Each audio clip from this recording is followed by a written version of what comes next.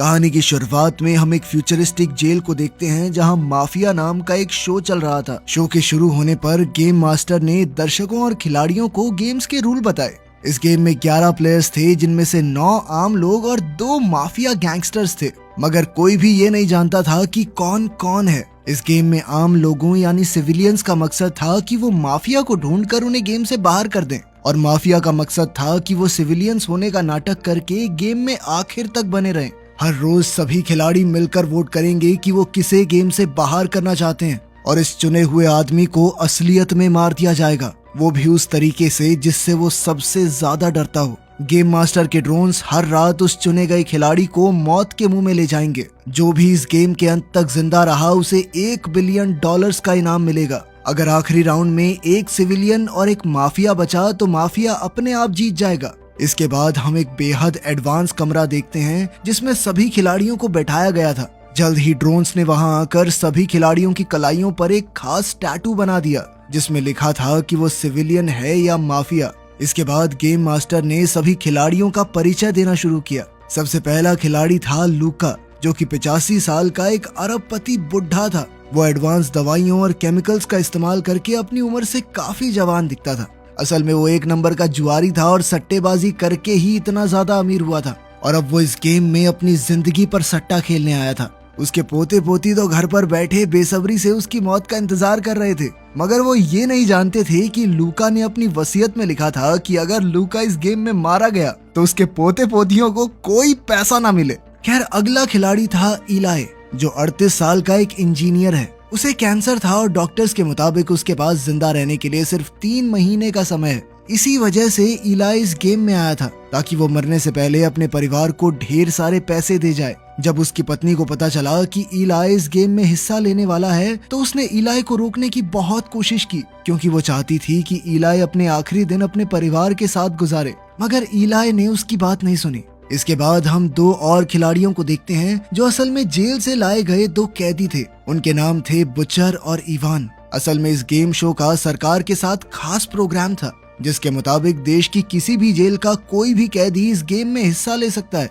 अगर वो जीत गया तो उसे पैसों की बजाय आजादी मिल जाएगी और पैसे जाएंगे सरकार को। खैर, अब गेम मास्टर ने परिचय देना बंद किया और खिलाड़ियों को अपनी पहचान बताने को कहा, मगर सभी ने कसम खाकर कहा कि वो तो सिविलियंस हैं। इसके बाद उन सबको 10 मिनट का समय दिया गया जिसमें उन्हें चुनना था कि आज किसे इस ग्रुप से निकलकर मौत के मुंह में जाना होगा। बाहर सभी खिलाड़ियों के दोस्त और परिवार वाले टीवी पर ये शो देख रहे थे और उनकी धड़कनें तेज हो गई। कॉन्स्टेंटाइन नाम के खिलाड़ी ने इस राउंड में वोट ही नहीं किया, पर मैरी नाम की कंटेस्टेंट ने किलियन का नाम दिया और पीटर ने भी उसकी हाँ में हाँ मिला दी। तभी बुचर को एहसास हुआ कि उसने मैरी और पीटर दोनों को टीवी पर देखा है। तब ये खुलासा होता है कि मैरी 24 साल की एक मशहूर बैले डांसर है और पीटर उसका सबसे बड़ा फैन। बदकिस्मती से एक दिन तेज बारिश की वजह से मैरी का खतरनाक एक्सीडेंट हो गया था और उसकी टांगें इस कदर जख्मी हो गई कि डॉक्टर ने कहा कि आज के बाद वो दोबारा कभी डांस नहीं कर पाएगी। उस दिन से बारिश और बिजली मैरी का सबसे बड़ा डर बन गए। खैर, एक एडवांस सर्जरी के जरिए उसे नकली टांगे मिल सकती हैं जो बहुत बढ़िया होंगी और उनकी मदद से वो दोबारा डांस भी कर पाएगी, लेकिन उसके लिए चाहिए बहुत सारा पैसा, और इसीलिए मैरी इस गेम में आई थी। असल में पीटर भी इस गेम में मैरी की मदद करने ही आया था। सच तो ये था कि आज तक वो मैरी को पैसे देने के लिए न जाने कितनी चीजें बेच चुका था। ये आदमी पागल है भाई प्यार में, ये मरेगा पक्का, लिखवा लो मेरे से। लेकिन ये सुनकर मैरी रोने लगी, क्योंकि असल में पीटर कई सालों से पागलों की तरह उसका पीछा कर रहा था और मैरी को ये बात बिल्कुल भी पसंद नहीं थी। खैर, बाकी खिलाड़ियों ने जब ये देखा तो उन्हें लगा कि ये तो एक सपोर्टर के साथ आई है, ऐसे तो ये जिसे चाहे एलिमिनेट कर देगी। इसीलिए उन सब ने पहले मैरी का ही नाम ले लिया। उसी पल पीटर ने बीच में आकर कहा कि वो माफिया है, मगर इतने में समय खत्म हो गया था और मैरी गेम की सबसे पहली शिकार बन गई। तब ये बताया जाता है कि उसकी कलाई पर सिविलियन टैटू था, यानी वो एक सिविलियन थी। खैर, फिर उसकी कुर्सी अचानक अपने आप छत पर बने एक बड़े से काले गोले की ओर बढ़ने लगी। इधर पीटर ने उसे बचाने की कोशिश की, मगर वो अपनी कुर्सी से बंधा हुआ था। उस रहस्यमयी काले गोले में घुसते ही मैरी बेहोश हो गई और अपनी जिंदगी के सबसे बड़े डर से उसका सामना हुआ। उसने देखा कि वो अंधेरी रात में घने जंगल में फंस गई थी। अचानक जोरदार बारिश शुरू हो गई और जैसे ही बिजली गिरी तो वो तेजी से भागने लगी।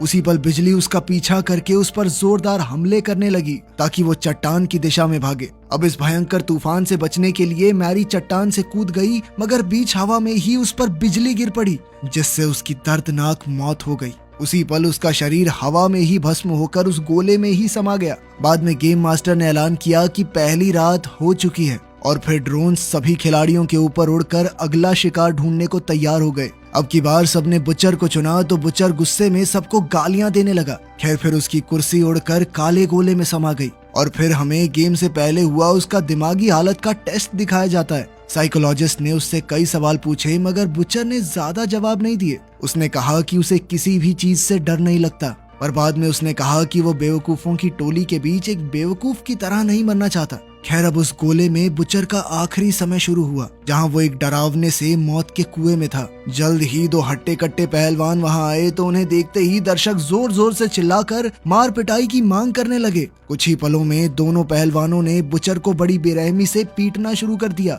और बुचर उनके सामने टिक नहीं पाया। वो उसे उठाकर इधर उधर पटक रहे थे, मगर अचानक बुचर ने जमीन से मिट्टी उठाकर उसकी आंखों में झोंक दी और फिर एक बोतल से उन पर हमला बोल दिया। उसने लगातार जोरदार वार करके एक पहलवान को मार गिराया, पर तभी दूसरे ने उसे धक्का दे दिया। खैर बुचर फिर भी रुका नहीं और जमीन से चीजें उठा कर अपने दुश्मन पर जबरदस्त हमले करता रहा। उसने पहलवान की हड्डियां तोड़कर उसे मार डाला, मगर ये क्या, वो बार बार जिंदा होकर वापस लौट आता था। आखिरकार कई बार मारने के बाद पहलवान वापस जिंदा नहीं हुआ और इधर असली जेल में मौजूद उसके सभी साथी ये देखकर तालियां बजाने लगे। बुचर को लगा कि अब वो सच में आजाद हो जाएगा, मगर जैसे ही उसने एक कदम पीछे रखा तो उसका पैर फिसल गया और जमीन पर रखे लोहे के सरिये उसके सर में घुस गए, जिससे उसकी मौके पर ही मौत हो गई। उधर शो में पीटर अब भी मैरी की मौत पर गुस्सा था, इसलिए उसने कहा कि बुचर का यही हाल होना चाहिए था।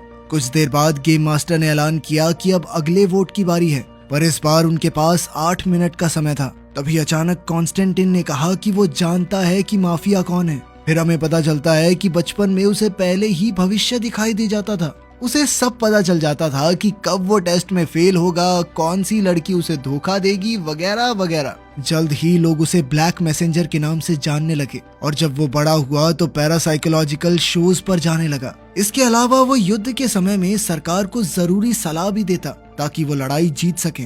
उसका सबसे बड़ा डर था कि वो बुढ़ा होकर नहीं मरना चाहता। खैर अब कॉन्स्टेंटीन ने कहा कि पीटर माफिया है। तब पीटर ने उससे पूछा कि अगर उसे सब पता चल ही जाता है तो उसने मैरी को सिविलियन होने के बावजूद मरने क्यों दिया। कॉन्स्टेंटीन ने कहा कि उसे सारा पैसा अपने लिए चाहिए, वो किसी सिविलियन के साथ पैसा बांटना नहीं चाहता। खैर अब पीटर को लगा कि कॉन्स्टेंटीन ही माफिया है और उसने कॉन्स्टेंटीन को वोट कर दिया। इलाई और लॉरा ने भी कॉन्स्टेंटीन का नाम लिया, मगर बाकी खिलाड़ियों ने पीटर का नाम लिया। आखिरकार ये खुलासा होता है कि पीटर भी एक सिविलियन था, यानी कॉन्स्टेंटीन ने झूठ कहा था। इसके बाद हम पीटर की दिमागी हालत का टेस्ट देखते हैं, जिसमें उसने कहा था कि उसे मैरी को खोने के अलावा किसी चीज से डर नहीं लगता। पर जब साइकोलॉजिस्ट ने उसे सोचने पर मजबूर किया तो पीटर को याद आया कि बचपन में उसे पानी से डर लगता था। फिर जैसे ही पीटर की कुर्सी काले गोले में समा गई तो उसका सामना जिंदगी के सबसे बड़े डर से हुआ। पीटर ने देखा कि वो समुद्र के बीचों बीच एक कश्ती में था। पीटर तुरंत चप्पू चलाकर आगे बढ़ने लगा ताकि वो आइलैंड तक पहुंच जाए, मगर अचानक उसकी नाव में छेद हो गया और जैसे ही उसने छेद को ढकने की कोशिश की तो उसका हाथ कट गया। इसी कारण उसका खून समुद्र में घुल गया और खून की सुगंध पाते ही शार्क्स वहां आ गई। पीटर काफी घबरा गया और फिर से चप्पू चलाने लगा, मगर अब धीरे धीरे उसकी कश्ती में पानी भर रहा था। तभी अचानक उसने चप्पू से एक शार्क पर हमला करके उसे मार डाला। जल्द ही बाकी शार्क्स उस मरी हुई शार्क को खाने में लग गई और इसी मौके का फायदा उठाकर पीटर पानी में कूदकर आइलैंड की ओर तैरने लगा, मगर अचानक उसने देखा कि आइलैंड अपनी जगह से गायब हो गया था और जल्द ही शार्क्स वहां आकर उसे खा गई। जब पीटर मरने वाला था तो उसे लगा कि मैरी की आत्मा उसे लेने आई है और उसने मुस्कुराते हुए अपनी आखिरी सांसें ली। इधर गेम में रात होने से पहले खिलाड़ियों को एक और खिलाड़ी का नाम चुनने का मौका मिला, मगर अब की बार उनके पास 6 मिनट थे। तब हम वॉल्टर नाम के एक खिलाड़ी को देखते हैं जो कि 45 साल का मिलिट्री ऑफिसर था। उसने आज तक अपने देश के लिए कई युद्ध लड़े थे, पर अपनी जिंदगी में इतना मुश्किल वक्त देखने के बाद अब वो गहरे सदमे में था। वो इस गेम में इसलिए आया था ताकि उसकी किस्मत ये फैसला करे कि उसे जिंदा रहना चाहिए या नहीं। असल में युद्ध के दौरान वॉल्टर से एक बहुत बड़ी गलती हो गई थी, जिस वजह से कई जवान सिपाही मारे गए थे। वॉल्टर ने दरअसल इवान नाम के खिलाड़ी का केस टीवी पर देखा था, इसलिए उसने इवान पर बच्चों का कातिल होने का इल्जाम लगाया। तब हमें इवान का परिचय दिया जाता है। इवान बस एक आम स्टूडेंट हुआ करता था, जो एक रात अपने दोस्तों के साथ बाहर जाकर शराब पी रहा था। उसकी गाड़ी की रफ्तार बहुत ज्यादा तेज थी और अचानक उनका जोरदार एक्सीडेंट हो गया, जिसमें उसके 2 दोस्तों की मौत हो गई। इवान और जो लड़का गाड़ी चला रहा था, वो दोनों जैसे तैसे इस एक्सीडेंट में बच गए। असल में सड़क पर मौजूद एक औरत ने उनकी जान बचाई थी, मगर बाद में केस के दौरान दूसरे लड़के के माँ बाप ने अपने बेटे को बचाने के लिए इवान पर इल्जाम लगाया कि वो गाड़ी चला रहा था, जिसके बाद उसे जेल भेज दिया गया। अब उसकी जिंदगी का सबसे बड़ा डर ये था कि कहीं वो जेल में ही मर ना जाए। खैर, फिर इवान ने सबसे कहा कि वो बेकसूर है और उसे बिना बात फंसाया गया है। फिर उसने लॉरा से कहा कि उसने लॉरा को कहीं देखा है, मगर लॉरा ने कहा कि वो एक दूसरे को नहीं जानते। इसके बाद लॉरा ने वॉल्टर पर माफिया होने का आरोप लगाया, तो वॉल्टर ने वापस उसे माफिया कहा। जल्द ही दोनों में बहसबाजी शुरू हो गई, मगर अंत में वॉल्टर ने लॉरा के नाम का वोट डाल दिया और फिर लॉरा ने अपना वोट वॉल्टर को दिया। जल्द ही लूका, इवान और इलाई ने भी वॉल्टर का नाम लिया, तो वॉल्टर गुस्से में चिल्लाने लगा। अंत में कॉन्स्टेंटीन ने भी वॉल्टर का नाम लिया। तो अब बाकी किसी के वोट करने से कोई फर्क ही नहीं पड़ेगा, क्योंकि बहुमत ने वॉल्टर को चुन लिया था। तब जाकर ये खुलासा होता है कि वॉल्टर भी एक सिविलियन ही था, यानी दोनों माफिया मेंबर अब भी गेम में ही थे। जैसे ही वॉल्टर की कुर्सी काले गोले में समाई, तो वो उसी जगह पहुंच गया जहां उसने अपनी जिंदगी की सबसे बड़ी गलती की थी। उसने अपने आदमियों को दुश्मन के हमले से सावधान करने की कोशिश की, लेकिन तब तक बहुत देर हो चुकी थी। जल्द ही दुश्मनों ने उसकी टीम को चारों ओर से घेर लिया और वॉल्टर के फौजी कीड़े मकोड़ों की तरह मरने लगे। कुछ ही पलों में वॉल्टर का ये सपना और भी डरावना हो गया, जब उसके सामने मौजूद दीवारें गायब हो गई और सामने से और दुश्मन उन पर हमला करने आ गए। वो बड़ी बेरहमी से वॉल्टर के फौजियों को चुन चुन कर मार रहे थे। आखिरकार वॉल्टर बाहर निकला तो उसने दुश्मनों पर ताबड़तोड़ गोलियां चला दी, मगर अपने साथियों की मौत और सामने दीवार गायब होते हुए देखकर उसे एहसास हो गया कि उसका आखिरी समय आ चुका है। आखिरकार दुश्मनों ने वॉल्टर को गोलियों से भूनकर मार डाला। कुछ देर बाद हम देखते हैं कि गेम में एक और शाम ढल चुकी थी और अब अगले शिकार की बारी थी। तब ड्रोन्स ने लॉरा को चुना और फिर हमें लॉरा की कहानी बताई गई। लॉरा के पास घर, अच्छी नौकरी और एक हंसता खेलता परिवार था, पर बदकिस्मती से वो नशे की गिरफ्त में आ गई और उसकी हालत काफी बिगड़ गई। उसने अपने पति को भी अपनी कोई मदद नहीं करने दी। फिर जल्द ही उसके बेटे की मौत हो गई और उसका पति उसे अकेला छोड़कर चला गया। अब वो बिल्कुल अकेली रह गई थी। फिर उसने कहा कि उसे सबसे ज्यादा डर ऊंचाई से लगता है। लॉरा ने बताया कि उसने पूरे 8 साल तक घर से बाहर कदम नहीं रखा, पर एक रात जब वो सड़क किनारे थी तो उसके सामने एक घिनौना एक्सीडेंट हुआ। तब ये खुलासा होता है कि लॉरा ने ही इवान और उसके साथी की जान बचाई थी। साथ ही उस लड़के के माँ बाप ने लॉरा को कोर्ट में झूठी गवाही देने पर मजबूर किया था। ये सुनकर इवान के होश उड़ गए, मगर फिर भी उसने लॉरा को माफ कर दिया, क्योंकि अब सच सबके सामने आ गया था कि वो बेकसूर है। आखिरकार गेम में ऐलान हुआ कि लॉरा भी एक सिविलियन थी। जब उसकी कुर्सी काले गोले की तरफ जा रही थी तो लॉरा ने इवान से कहा कि वो उसकी जीत की कामना करेगी।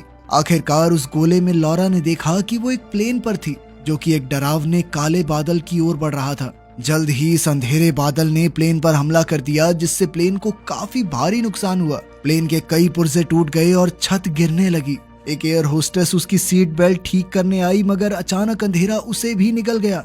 धीरे धीरे प्लेन के सभी हिस्से टूटकर गिरने लगे और आखिरकार लॉरा भी मौत के मुंह में गिर गई। इसके बाद खिलाड़ियों को अगला इंसान चुनने के लिए 4 मिनट का समय दिया गया। कॉन्स्टेंटीन ने तुरंत इवान का नाम लिया, जिससे वहां बहस शुरू हो गई और इसी दौरान इलाई को एहसास हुआ कि शायद कीरन और केट एक दूसरे को जानते थे। कीरन ने कहा कि कॉन्स्टेंटीन माफिया है, पर इवान ने इलाई का नाम लिया। इस वक्त सभी खिलाड़ियों के बीच मतभेद हो रहे थे। कॉन्स्टेंटीन, इलाई और लूका ने इवान का नाम लिया, जबकि केट और कीरन ने कॉन्स्टेंटीन का नाम लिया और इवान ने इलाई को वोट दिया। अब रूल्स के मुताबिक चुने गए खिलाड़ी को सबसे ज्यादा वोट्स मिलने चाहिए, इसलिए ये ऐलान हुआ कि एक बार फिर से वोटिंग होगी। इस बार लूका ने अपना वोट बदलकर कॉन्स्टेंटीन को दे दिया और बाकी चारों ने पहले की तरह ही वोट किया। उसी समय कॉन्स्टेंटीन ने अपने आप को वोट देकर सबको हैरान कर दिया। शो में ये पहली बार हुआ था कि किसी ने अपने आप को वोट दिया था। आखिरकार ये खुलासा हुआ कि कॉन्स्टेंटीन ही माफिया था। इसके बाद जब वो काले गोले में पहुंचा तो उसने देखा कि वो सीढ़ियों से नीचे जा रहा था। फिर अचानक एक आदमी उससे टकरा गया और उसे दादाजी कहकर पुकारा। ये शब्द सुनते ही कॉन्स्टेंटीन गुस्से से भर गया, मगर जल्द ही वो जोर से खांसने लगा और तभी उसके सामने कई शीशे आ गए जिनमें उसने देखा कि वो तेजी से बूढ़ा हो रहा है। अब उसके लिए सीढ़ियां उतरना बेहद मुश्किल हो रहा था। मगर जैसे ही वो अपने आखिरी समय तक पहुंचा तो अचानक कॉन्स्टेंटीन जोर जोर से हंसने लगा। उसने कहा कि मैंने चीटिंग की है। सच तो ये था कि उसे बुढ़ापे से मरने से बिल्कुल डर नहीं लगता था, बल्कि ये तो उसके मुताबिक सबसे खूबसूरत मौत थी। खैर आखिरकार एक और शाम ढली और अब ड्रोन्स ने अगले खिलाड़ी को चुना। उन्होंने इवान को चुना, पर फिर ये पता चला कि वो भी एक सिविलियन था। उसे जाते देख केट की आंखों में आंसू आ गए, मगर इवान ने कहा कि उसे मरने का कोई गम नहीं है, क्योंकि अब ये साबित हो चुका है कि वो बेगुनाह है। जाने से पहले उसने अपनी माँ से कहा कि वो उनसे बेहद प्यार करता है और फिर उसने एक अच्छा बेटा ना बन पाने के लिए उनसे माफी मांगी। अंत में काले गोले में पहुंचकर उसने देखा कि वो एक जेल में था, जहां गार्ड्स उसे सजाए मौत के लिए ले जा रहे थे।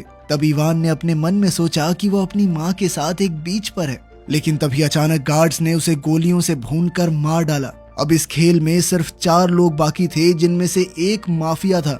इस बार उनके पास वोट करने के लिए सिर्फ 2 मिनट का समय था और जल्द ही इसे लेकर उनमें बहस छिड़ गई। इलाई ने कहा कि कीरान और केट बॉयफ्रेंड गर्लफ्रेंड हैं, और तब हम कीरान की कहानी देखते हैं। कीरान एक जवान लड़का था जो अपने दोस्त के डेयर देने पर इस गेम का हिस्सा बना था।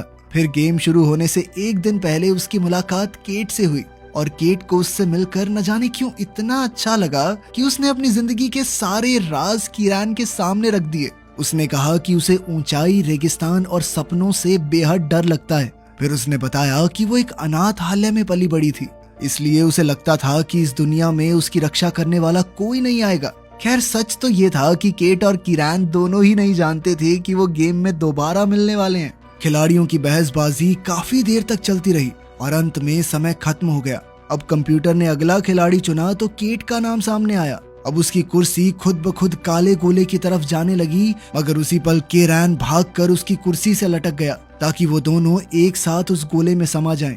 खैर गोले में घुसते ही उन दोनों ने देखा कि वो दोनों कांच की जमीन पर खड़े थे और उनके चारों तरफ भयानक तूफान मंडरा रहा था। उनके एक कदम आगे बढ़ाने पर कांच टूट जाता था तो अचानक कीरान केट की तरफ दौड़ा और फिर वो दोनों मिलकर एक साथ दौड़ने लगे और उनके पीछे कांच की जमीन तेजी से टूटने लगी। अचानक उनके पैरों तले भी जमीन टूट गई और वो सीधा एक काले रेगिस्तान पर जा गिरे। उसी पल उन्हें एक चट्टान के ऊपर रोशनी का ट्रायंगल दिखाई दिया तो उन्होंने इसका पीछा करने का फैसला किया। जैसे ही वो आगे बढ़ रहे थे तो उनके पीछे की चट्टानें बड़े बड़े सांपों में बदलने लगी। ये सांप उनका पीछा करने लगे तो वो दोनों बहुत तेजी से दौड़े, लेकिन फिर अचानक उनके सामने एक भयंकर मॉन्स्टर आ गया। ये असल में कीरान के डर का नतीजा था, क्योंकि अब वो केट को खोने से सबसे ज्यादा डरता था। अब कीरान ने केट को छुपने को कहा और खुद मॉन्स्टर पर पत्थर फेंककर हमला करने लगा। जैसे ही वो मॉन्स्टर रोशनी के त्रिकोण के सामने आया तो अचानक उसकी रोशनी से उसका शरीर जलने लगा। तभी कीरान की नजर मॉन्स्टर के गले में लटक रहे दूसरे त्रिकोण पर पड़ी। अब वो तेजी से दौड़कर मॉन्स्टर की टांग पर चढ़ा और उसके गले से त्रिकोण चुरा लिया। अब उसने उसी त्रिकोण की मदद से रोशनी को मॉन्स्टर की तरफ डाइवर्ट करके उसे जलाकर राख कर दिया। इसके बाद उन दोनों को एक पत्थर दिखाई दिया जिस पर चेहरे बने हुए थे और उसकी एक आंख में त्रिकोण लगा हुआ था। अब उन्होंने मॉन्स्टर का त्रिकोण दूसरी आंख में लगा दिया तो अचानक वो पत्थर हिलने लगा और उसके सामने एक रास्ता बन गया जो सीधा एक घर को जाता था। जब वो उस घर में पहुंचे तो केट ने देखा कि ये वही अनाथालय था जहां वो बड़ी हुई थी। उसने देखा कि उसकी माँ उसे एक औरत को सौंप कर जा रही थी। तब ये खुलासा होता है कि केट को ये बात जानने का भी डर था कि उसके माँ बाप आखिर उसे क्यों छोड़कर चले गए। अब कीरान ने उसे याद दिलाया कि ये सब सच नहीं है। उसके माँ बाप ने क्या किया इसमें उसकी कोई गलती नहीं थी। तभी अचानक उनके आसपास की सभी चीजें टूटने लगी और अंत में वो दोनों गेम मास्टर के सामने खड़े थे। इसका मतलब ये था कि अब गेम में एक सिविलियन और एक माफिया बचा था। अंत में विजेता घोषित करने से पहले शो में एड आ गई।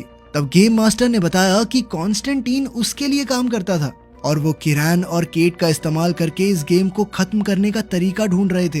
गेम मास्टर ने कहा कि वो दोनों अभी भी उस सपने में कैद हैं, लेकिन दर्शक अब खिलाड़ियों को मरते हुए देखकर थक चुके हैं, इसलिए उसने अब ऑडियंस को कीरान और केट का प्यार दिखाने की सोची।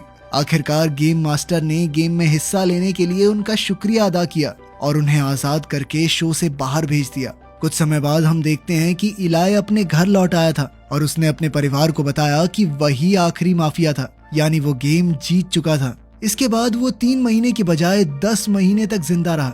वहीं दूसरी ओर लूक भी गेम से जिंदा बाहर आ गया, मगर उसे कोई पैसा नहीं मिला। तब उसने अपने सभी पोते पोतियों को अपनी जायदाद से बाहर कर दिया और अपनी सारी दौलत केट के अनाथ आश्रम को दान कर दी। उधर इवान की माँ को हर रोज अपने बेटे के लिए फूल मिलते थे, जिसका मतलब ये था कि उसकी मौत का गम सिर्फ वो नहीं बल्कि पूरा देश मना रहा था। तो क्या आप ऐसी कोई गेम खेलना चाहेंगे? कमेंट्स में जरूर बताना। मिलते हैं अगली वीडियो में।